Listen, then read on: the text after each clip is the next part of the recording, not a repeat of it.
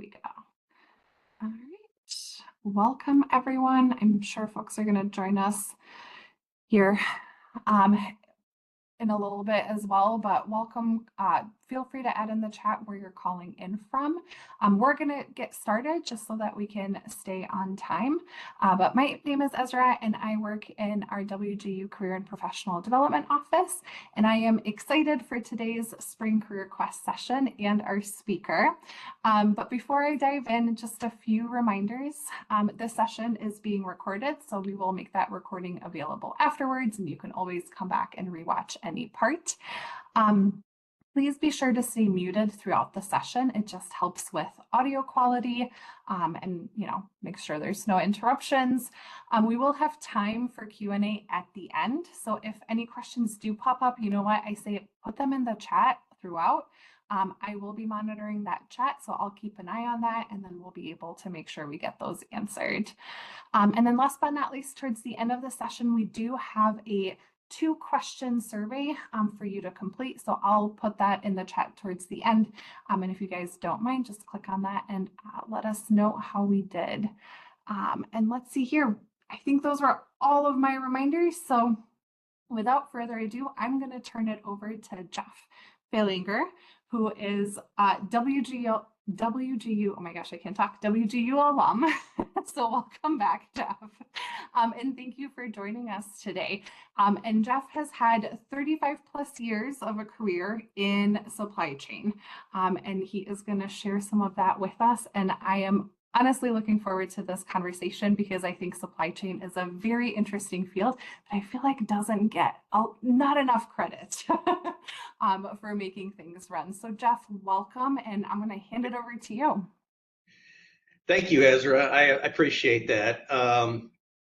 Hello, everyone, and good afternoon to all the WGU students and WGU alumni attending today. I'm honored to be with you today and excited to share a bit about my career journey. I hope my story and journey reminds you that success isn't always a straight path and that persistence, adaptability, agility, and a willingness to grow can take you further than you might imagine. First, I'll tell you a little bit about myself. I was born and raised in Richmond, Indiana, and graduated from Richmond High School in 1985. My graduating class was just over 400 students, and for many of us, it was the first big milestone in our life. Like many young people, I wasn't sure what direction to take after graduation. I considered the military. Both of my grandfathers had made careers in the Army branch of the military. I also wondered if I should just jump straight into the workforce or perhaps even take some time off. Needless to say, that last option was quickly vetoed by my parents, who lovingly encouraged me to keep moving forward. So I enrolled at a local branch of Indiana University in Richmond. It was tough because I didn't have the best discipline, and staying in the environment of my home made it really too easy to just not go to class. I struggled to find motivation and direction, and I left after just one semester to enter the workforce. At the time, I juggled 2 jobs. I was a utility clerk at Kroger grocery store and a clerk at the local video store.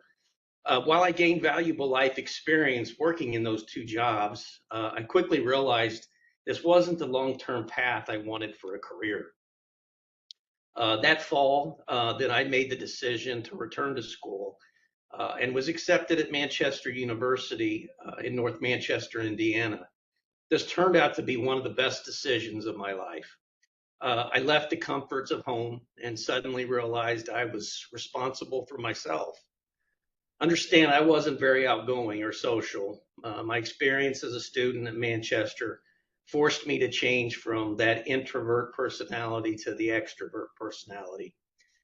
In an effort to get more involved, I tried out for the baseball team as a starting pitcher, and much to my surprise, I made the team. Here is a life-changing moment for me.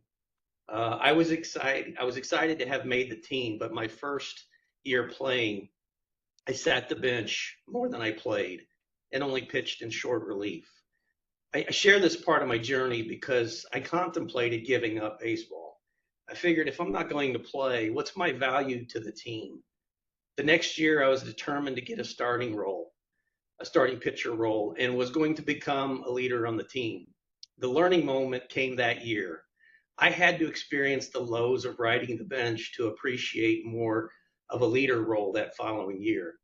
It was during this time that I began to mature, make independent decisions, and recognize the true value of team, family, and education. I did earn my associate's degree in business management at Manchester.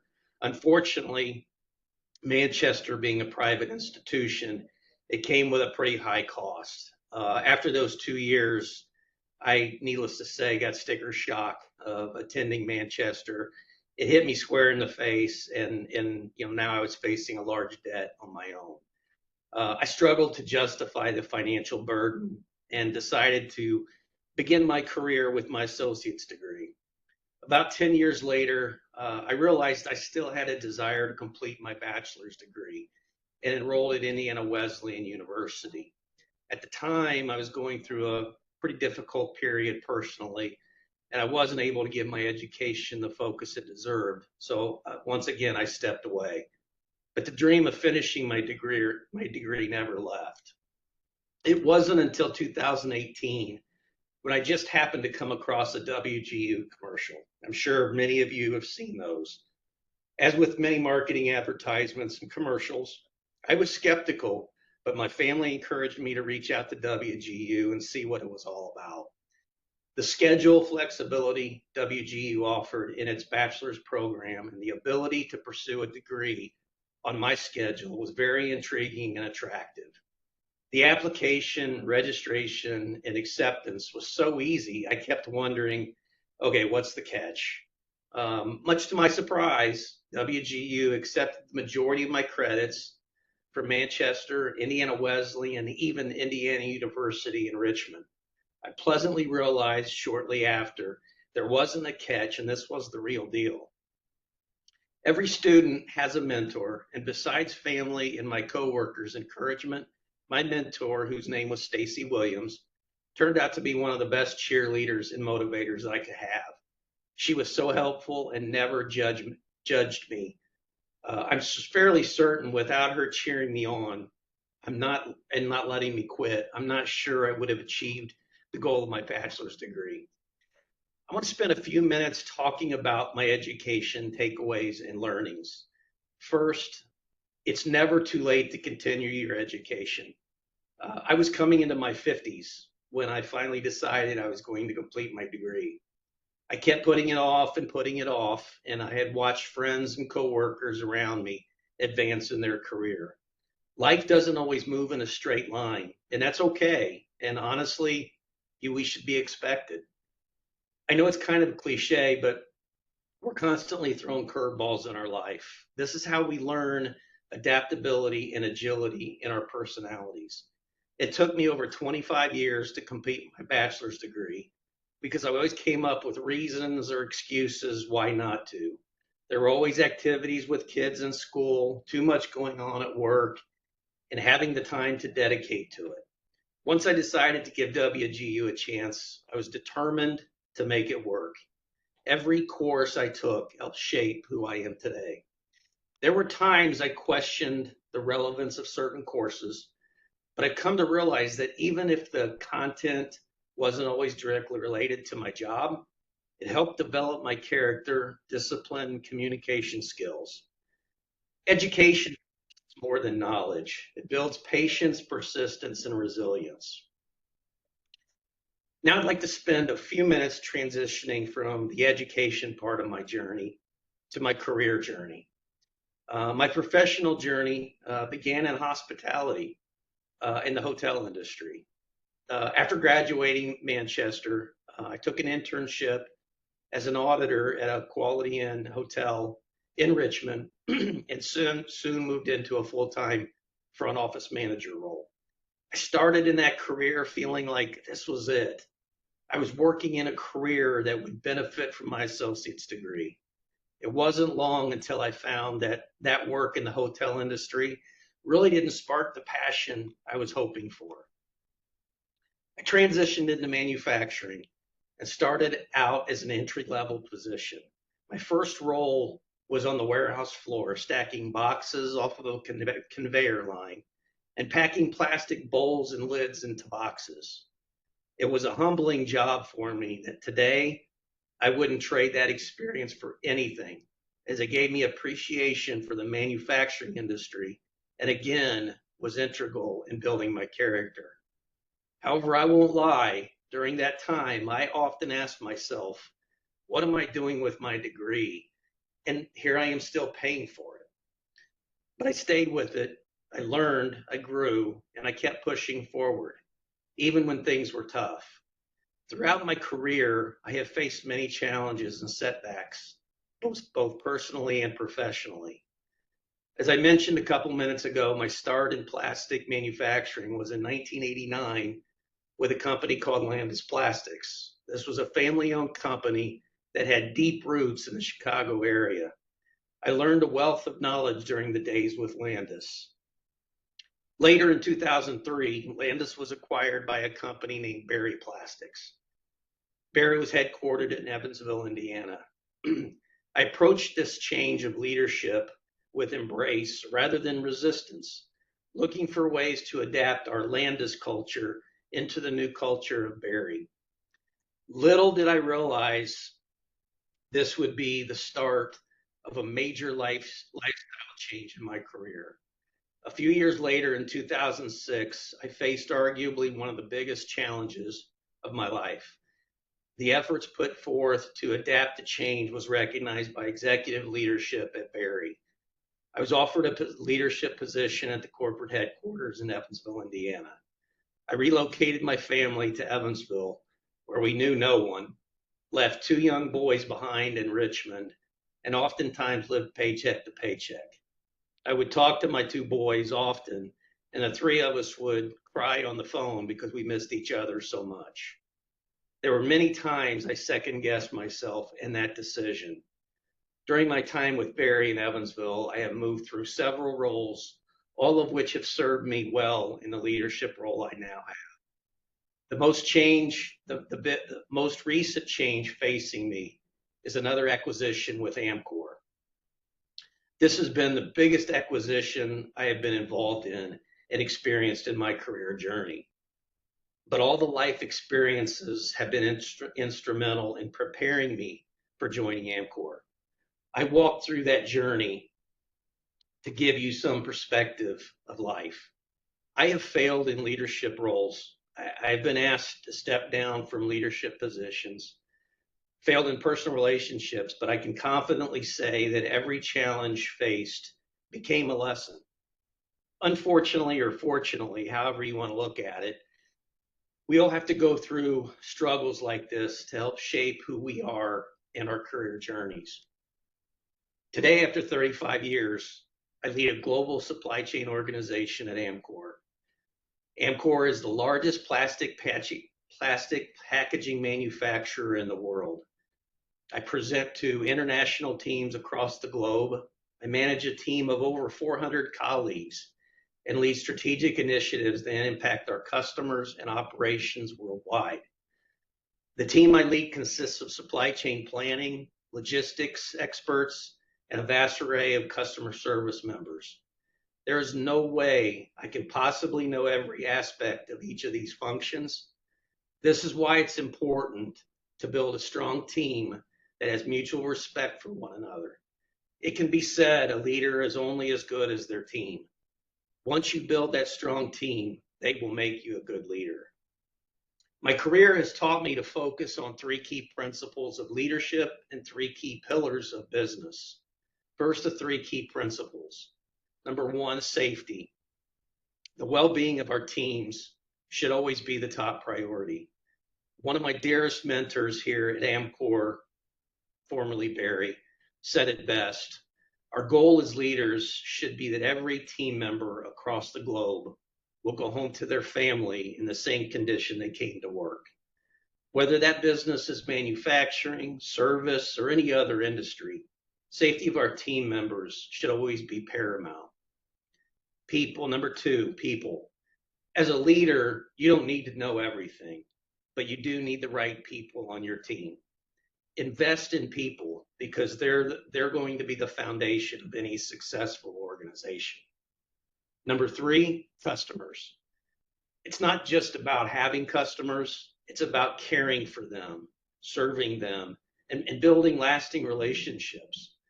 These relationships will foster trust and respect from those customers and will lead to long-term partnerships. The three key pillars I try to focus on in every business activity and every business decision is cost, price, and volume. These three pillars drive every business. It doesn't matter if it's the hospitality industry, the service industry, or manufacturing. Cost affects your competitiveness in the market. Price reflects the value of your organization in the market and specifically to the customers. And then volume determines your scale and potential.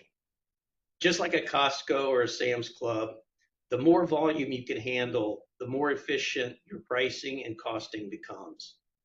Focusing on and keeping those three pillars at the forefront will help your organization be successful. Finally, in closing, I'd like to leave you with one of my favorite quotes from arguably the best basketball player of all time, Michael Jordan, which has always resonated with me throughout my career. Michael Jordan said, "I've missed more than 9,000 shots in my career. I've lost almost 300 games. 26 times I've been trusted to take the game-winning shot and missed. I've failed over and over and over again in my life and career. That is why I succeed."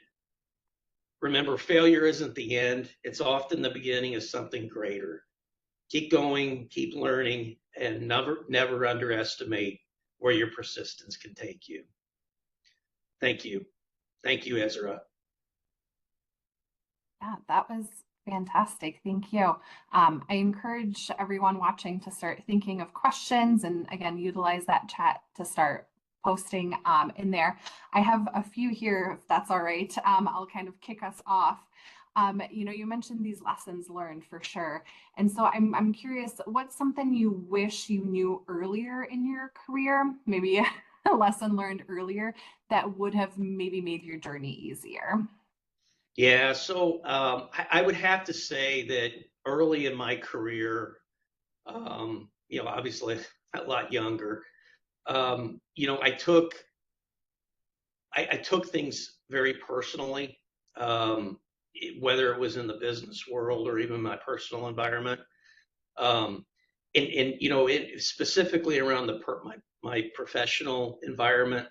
Um, you know, Early in my career, I felt like I needed to know everything. As I mentioned, my career started stacking boxes in the warehouse. Every job that I had, it almost felt like I had to be the best at that job before I could take that position. And today I've realized that it's not about knowing everything. It's building the teams around you and building the respect of your coworkers. I'd come to realize, and especially here over the last 2 or 3 years, my organization here at Amcor is one of the biggest organizations, certainly in our division. And I've come to realize that I can't possibly know how to do every job, how to do every function. But the important thing is that I have people in those roles that excel in those positions. And it's important, I think, as a leader to recognize the strengths of your people and the weaknesses. And it's what I have realized through my career is it's more important to put people in roles where they're happy in and they're confident in. I wouldn't be doing someone justice if I put someone in an HR role and they're really not personable or interact with others. So it's important to recognize that. And I guess to answer that question more simply put, I wish that I had a different mentality in my younger years, where I don't feel like I have to know everything. No, that's fantastic.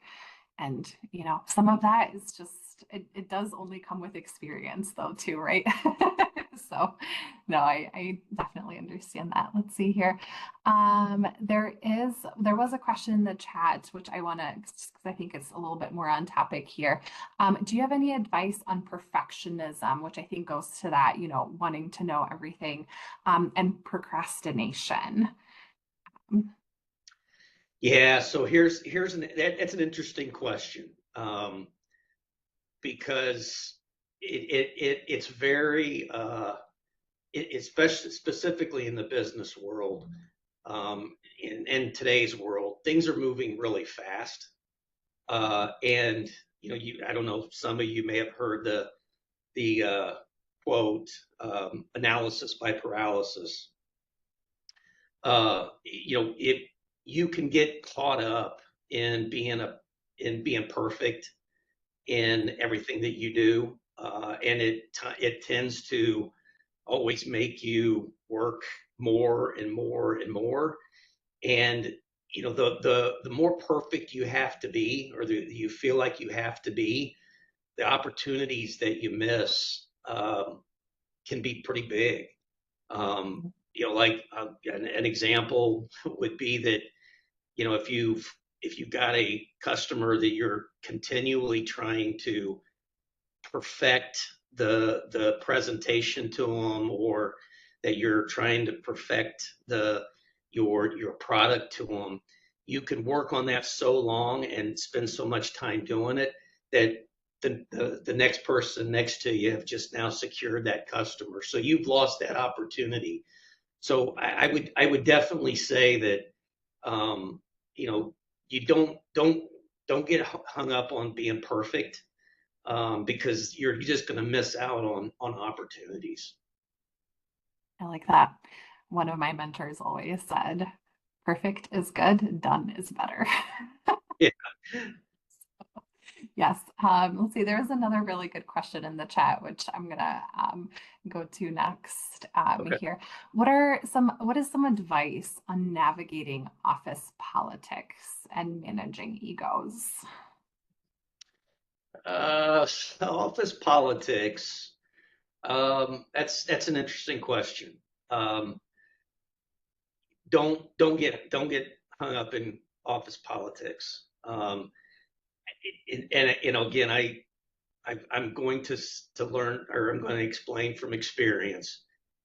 When you get caught up in office politics,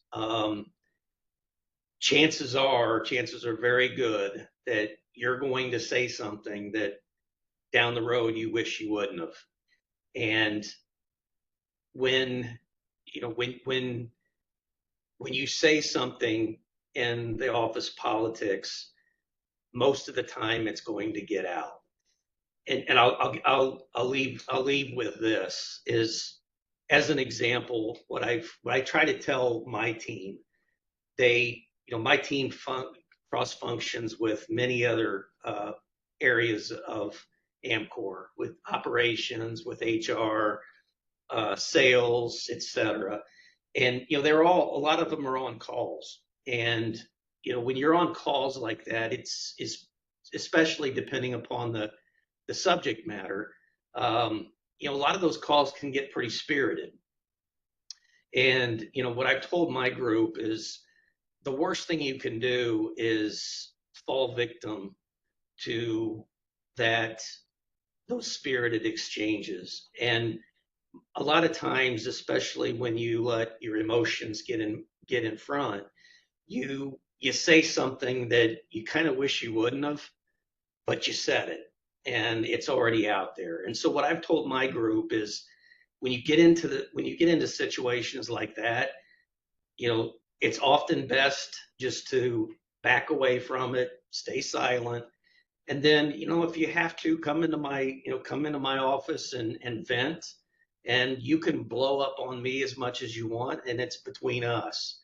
But at that point, there's nothing that you have to worry about that you said in an open meeting. So related to the office politics, my advice is just steer clear of them.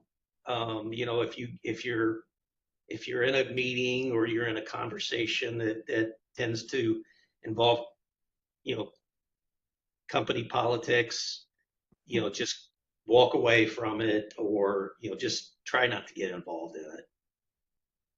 Very good. All right. Let's see. There was another really good question here. What are some steps or sort of mindset, maybe strategies you take to turn a failure into a learning experience to build on? I think you mentioned some of these, again, these lessons learned, and how have you really kind of honed that mindset instead of sort of staying in that, feeling, but really using that as a way to learn and grow and kind of move forward? Yeah. Yeah. So, and again, I try to, when I answer these questions, I try to give examples of my own experiences. I had a very big failure in my career journey. I don't know, it was probably 7 or 8 years ago. Um, I happened to just be in the right position at the right time, and there was an opening for a vice president position at the time, and I was kind of the likely candidate for it, so I got it. I got that role, and come to find out that I still had that mentality of I had to know it all. Um, I felt like that as the vice president, I had to know every job function and how to do them. And to be honest with you, it turned out to be probably one of my biggest failures, because it wound up consuming me so much that I really wasn't doing the job that I was asked to do well. And as I was given that position, that was a leadership position. And, my mentality was, I was consumed with micromanaging my team. I was consumed with making sure that I knew how to do those roles. And it took that situation, and it took that uh, that opportunity, or that situation where I, was demoted, basically, to open my eyes that said, I wasn't ready. And that was a big failure, and it was very hard. It was very hard on me personally, because I felt that I failed, and I failed in my professional career. And I thought, I just blew it. I wasn't going to get another opportunity. And here it was. I don't know. It was about 5 years, 4 or 5 years later, and I had this opportunity for the vice president of supply chain, and I came into it with a completely different attitude. And again, I used that failure of the position that I had. I used that failure to help shape the person that I am today, and the way that I operate today. Um, and quite frankly, I'm much happier in the position that I'm in now than I was back then. I really appreciate you sharing that story. I think it's hard.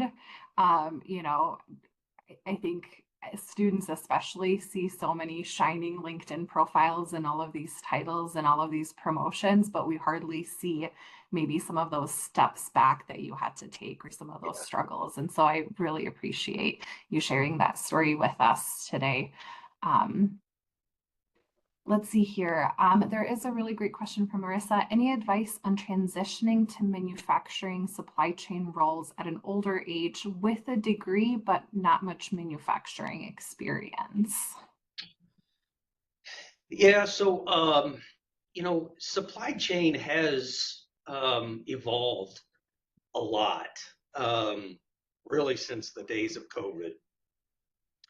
Um, you know, if, I laugh about this often because prior to COVID hitting, when I would talk to coworkers or family or anything like that, they'd say, "Well, what are you doing? What's your job?"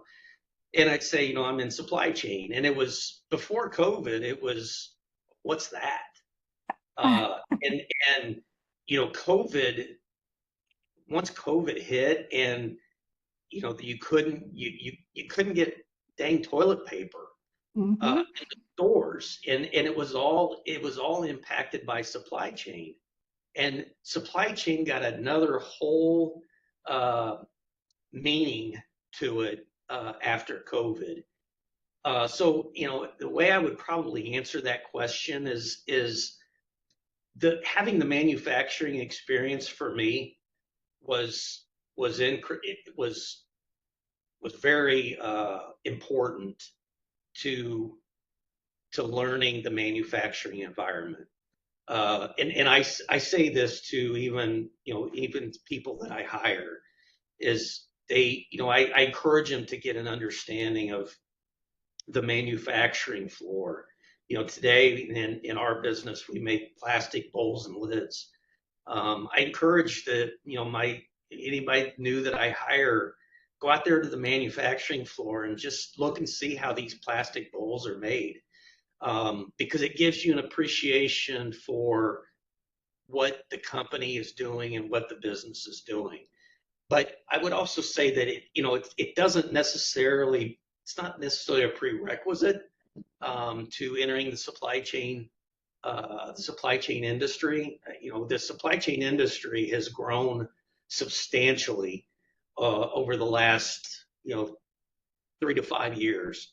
Um, WGU, even today, WGU has created a certification program with supply chain in mind. It's supply chain backed. I've had the pleasure of helping kind of get that going with WGU. So I think that manufacturing, it's not like a prerequisite for supply chain. And to be perfectly honest with you, there's no way there's no age limit or age requirement for supply chain.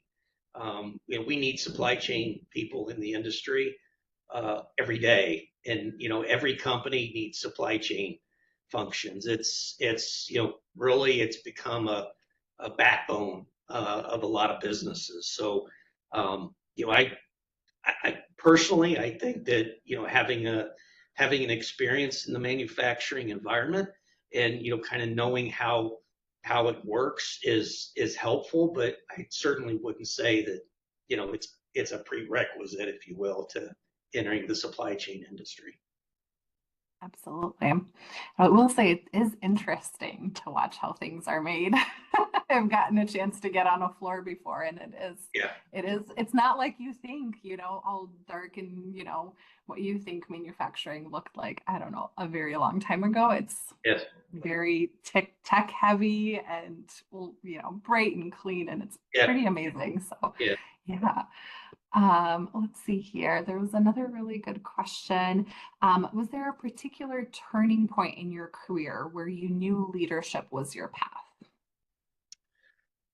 Um, I would I would have to say that the turning point in my career, where I felt leadership was more more the direction I wanted to go was probably when I did move to Evansville.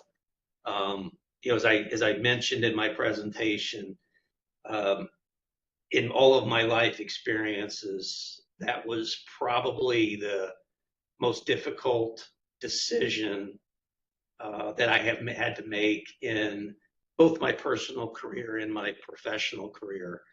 Um, it was very impactful. But I would say that that's probably the turning point when I realized that leadership was the way I wanted to go. When I moved to Evansville, I took over a leadership position in Evansville. At the time, I was managing a team of, I think it was 7 or 8 people. So I mean, much smaller scale. But I realized, and I enjoyed that. But I did realize, you know, I kind of liked the leadership aspect of it. Um, and it's evolved for me over the years, because the biggest takeaway, and I keep harping on this, but the biggest takeaway is, that I don't have to know everything, and that is really important for a leader to understand. Is it's not about knowing everything, and it's not about knowing how to do every function. It's more important to build the relationships, and more important really to put the sweat equity, if you will, into your people, and make the people around you better. So I would have to say that even though that was probably the most difficult decision of my life, when I moved to Evansville, I would also say that's probably the time that I really started moving toward that leadership function. Perfect. Um, Fantastic. And then before I go to the next question, I sort of have a little bit of a follow-up, I guess, to that. What advice would you have for students or alumni on the call who are looking to maybe take that path, in terms of advocating for themselves? Like, are there any particular strategies you used, or maybe mentors or folks that you tapped into to say like, hey, that's the direction I want to go, to kind of help with that? Or Yeah. So my advice in a situation like that, and because many may be similar in personality to me. I was even today, I go through this presentation, and I use a lot of I's and me's and things like that. But I don't like to, like, brag on myself, if you will. My advice really is to always strive to be better. For me, like the manufacturing environment, really in any industry, don't when you come in and do any job, it's easy to just come in, do 8 hours for a job and go home. But to really expose yourself and promote yourself, it's not really, you don't necessarily even have to, you know, talk about me or talk about just demonstrate. When you come in to do your job, it's if you see a way of doing something more efficient, something in your daily role that you can do that's more efficient. I use Microsoft Excel all the time, and uh, probably one of the biggest benefits that I've seen over my years is, being able to take just daily routine tasks and, you know, make them automated. You know, make Figure out ways to make things more efficient, or even better cost positions. And trust me, people will recognize that. It's, to be honest with you, it's how I got recognized in my Evansville opportunity is, the executive leaders at Berry. I worked out of Richmond, but the executive leaders in Berry, um, you know, saw me, how I handled myself in meetings. They, um, are fortunately the plant that I was working in was one of the operationally was one of the best plants we had. So it's those kind of things that really you don't have to promote yourself. Just let your work ethic promote it for you. Absolutely. Show it in the results.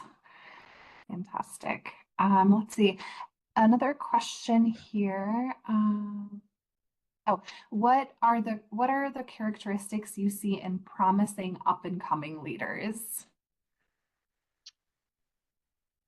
Um, so I would have to say that what I see in up and coming leaders, or the kind of the way I can tell an up and coming leader, one that is very interactive with their coworkers,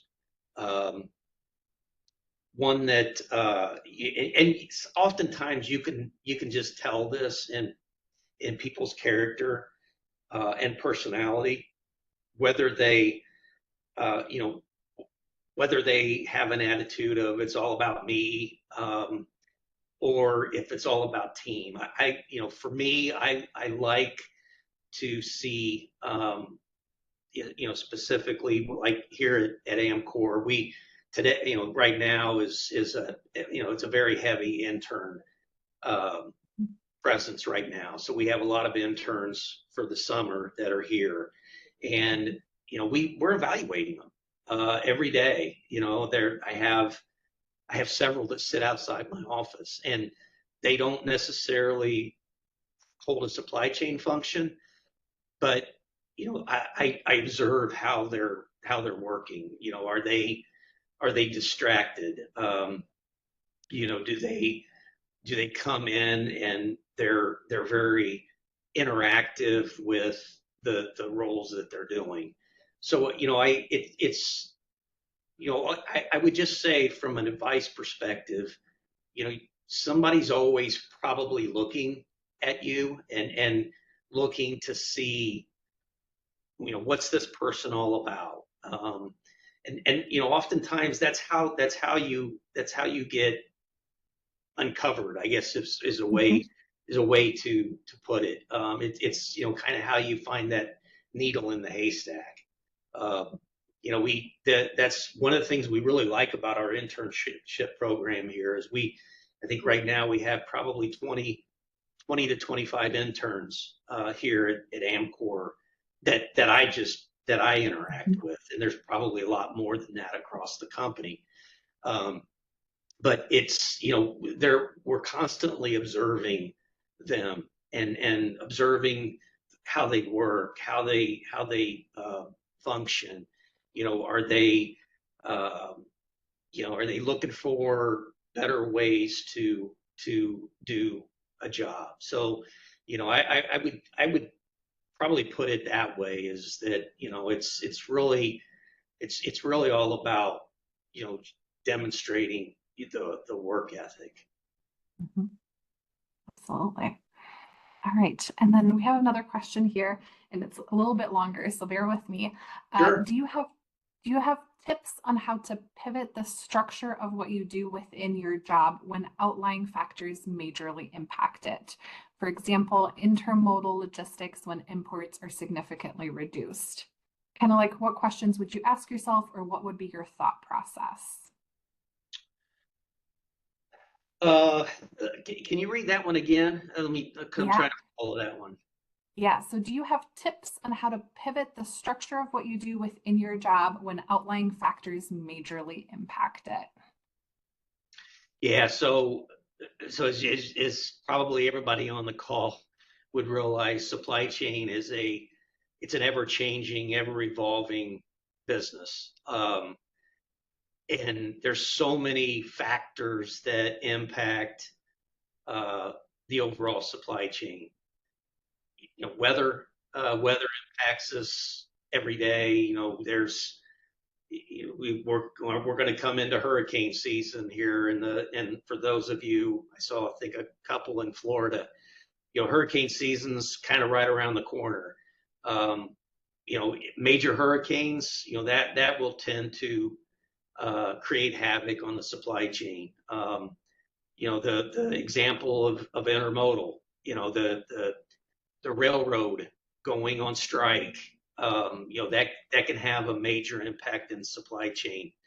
Our role, our job, is constantly facing uh, facing challenges. Today, we're dealing with tariffs, on products that are coming in overseas. So from a supply chain perspective, that's impacting myself. That's impacting the work, the job that Amcor is doing. Um, we often have to pivot, and we have to recognize that is what we're going to have to do.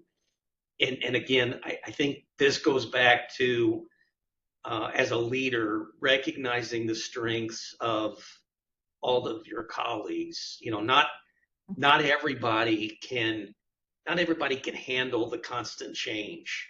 Not everybody can be a supply chain a supply chain leader. Not everybody can be a logistics leader because there's constant challenges that you're faced with. But it's recognizing each other's strengths. There are people that just love that kind of chaos, because it gives them a constant change in their positions. But not everybody's like that.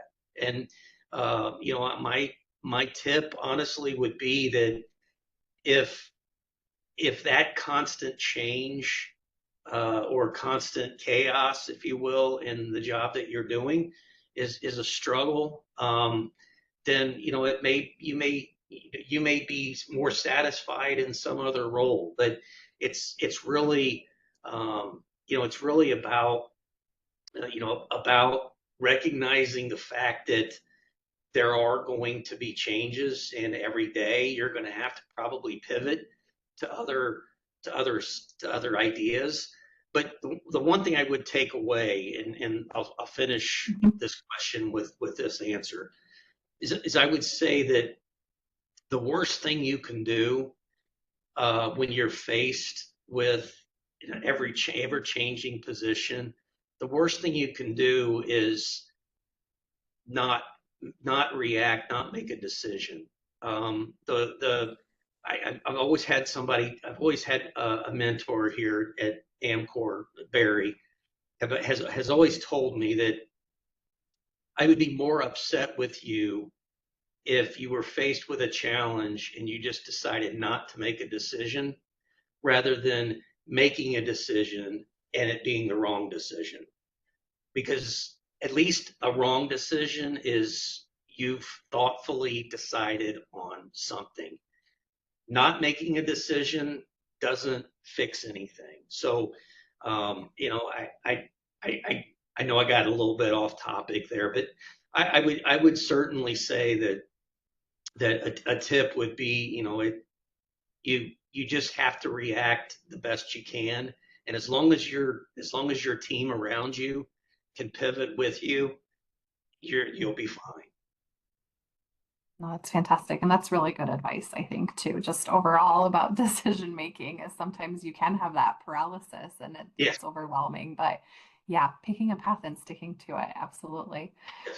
All right. Let's see. There was another question here. Do you have any suggested roles in, and I'm assuming the SC stands for supply chain here in South Carolina, where data analysis and math aren't your strong suit, but you still have a strong career trajectory or progression that can lead into management? Oh, Ezra, you cut out on me. oh, I am so sorry. Okay. No, I that's okay. apologize. Let's see here. And you disappeared from my screen. So let me move you back to the stage. Okay. And I think we lost, oh, there we go. Okay. I apologize about that little hiccup. Okay, let's see here. Going back to the question. Okay, so any suggested roles in supply chain where data analysis and math maybe aren't your strong suit, but still having a strong career trajectory or progression that can lead to higher salary or management roles? First, I will tell you that the role that I have today, I I've never I always like math, but I was never really a whiz at it. Um, and I would probably say there's functions within supply chain that you don't necessarily have to be a math whiz or really good. You don't even really have to be that necessarily good in computer Excel and things like that. But it's really all about knowing what's going on in the market, what's going on in the industry. You don't necessarily have to know that how are tariffs going to impact me. Um, you just have to kind of know what's going on in the industry and know what business that you're in related to supply chain. So like for me, I'm in the plastics business, and it's we deal with the tariffs all day long and those kind of things. But I wouldn't necessarily say that it requires a heavy um, math background, uh, because a lot of what we do is just reactionary. But I would definitely say you have to be very agile in what we do in supply chain because it's ever changing. Absolutely. That's really great. Let's see here. I hope I got that good, Christopher. And then I just want to make sure I didn't miss if there are any other questions. We have just a few minutes left. Just go through the chat here.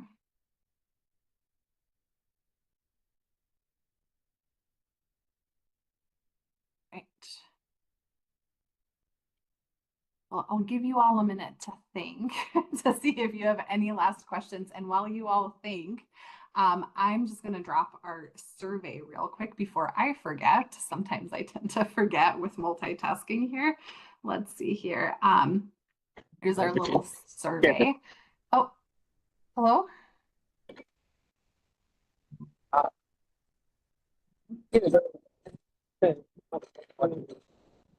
Oh, I can't tell if someone came off mute to ask a question. I hear somebody trying to talk. Let's see here. Okay. If you do want to come off mute and ask a question, feel free to raise your hand. I'm happy to call on you. All right, yeah, I put that survey in the chat. See here, any other last minute questions?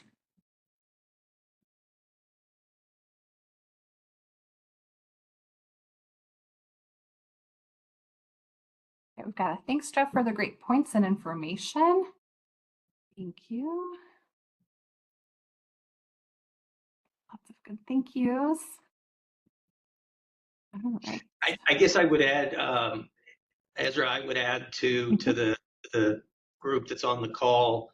I am on LinkedIn. So as you probably have already noticed, I am on LinkedIn. So you're more than welcome to reach out to me. I'm not on LinkedIn every day, but I do try to check it periodically. So again, if you care to reach out, and we can connect on LinkedIn. Always looking for supply chain people that have the same passion for supply chain that I do. So again, I would encourage anyone, if you guys want to reach out to in LinkedIn, or I had a really good experience with WGU. Um, and I would always, uh, as I mentioned in my presentation, I was very skeptical going into my WGU education, but um, literally turned out to be a godsend. It was a great experience that I had. I wish I knew where Stacy Williams was today. She was, I can't thank her enough for all of her help through my courses. So Absolutely. Well, thank you, Jeff, for all of the advice that you shared, your career journey, the stories. I know, I feel like I learn something new every time I speak with one of our alumni. But I really appreciate your honesty too. I think, like I said, again, we see so many wins, out there and so many like good, positive things, which is great. But I think for some of us that might be struggling, seeing that, oh no, others struggle too, and it's okay, and you can get past it, and keep moving forward. I think that's really empowering. So thank you so much for your time today, for sharing your story. Thank you everyone for joining us. We really appreciate you being here. Let's see. WGU is perfect for people who are really passionate about their field. Yes, Jeremy, thank you. Yes, lots of good things here from everyone. Fantastic.